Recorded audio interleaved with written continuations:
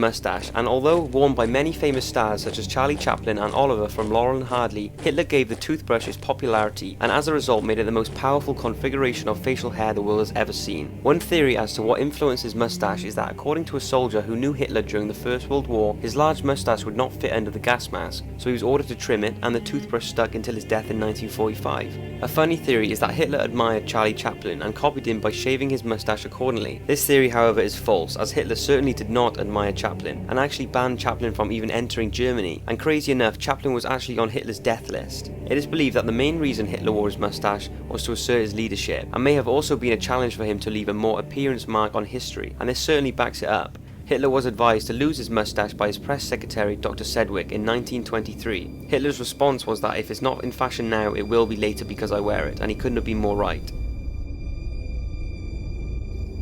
Hitler never actually visited a concentration camp. Despite the millions of Jews being killed at death camps, Hitler never actually set foot on one. Heinrich Himmler, a high-ranking Nazi who developed the logistics of the extermination camps, did the visiting for Hitler, and it is said that Hitler never signed any paperwork linked to the exterminations. Some say he didn't want any proof that he was directly attributed to the camps. Adolf Hitler was an upcoming artist. He actually applied to the Academy of Fine Arts in Vienna, only to be turned down not once but twice, apparently by a Jewish professor. Some say this is what tipped him over the edge, leading to his hatred for the Jews. Take a look at some of his artwork. I really find it quite eerie knowing that he drew these.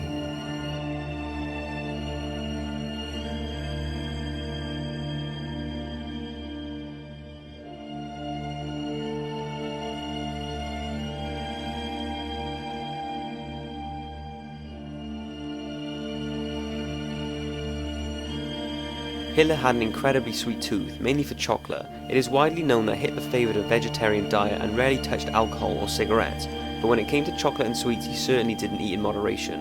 When Hitler was a child he had very little money, but would spend any spare coin he had on sugary treats such as poppy seed cake and nut cake, or he would cook up an enormous plate of rice with milk and cover it in grated chocolate and sugar. His sweet tooth persisted into his later years, and staff were asked to leave a special cake for him before he went to bed. A Führer cake, an apple cake strewn with nuts and raisins, had to be baked each day and left out every night.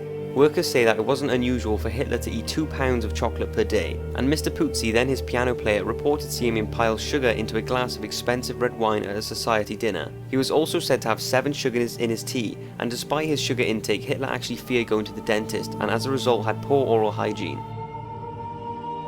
Finishing off the list is a very interesting and mind-boggling fact.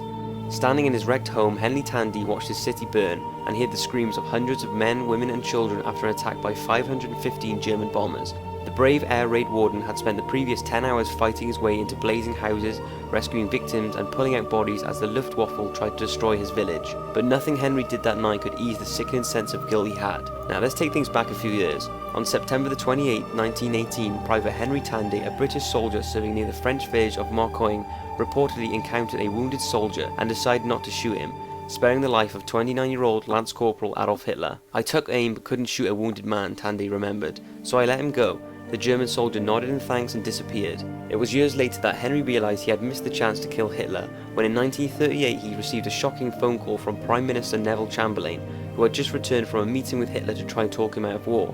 During the meeting, Chamberlain had been shown a reproduction of a famous painting called The Mine Crossroads, which featured Henry. Incredibly, Hitler recognised him as the man who spared him 4 years later. He told Chamberlain, "That man came so near to killing me I thought I would never see Germany again. Providence saved me from such a devilishly accurate fire as those English boys were aiming at us." Hitler asked Chamberlain to convey his best wishes and gratitude to Henry, whose response to the phone call isn't known.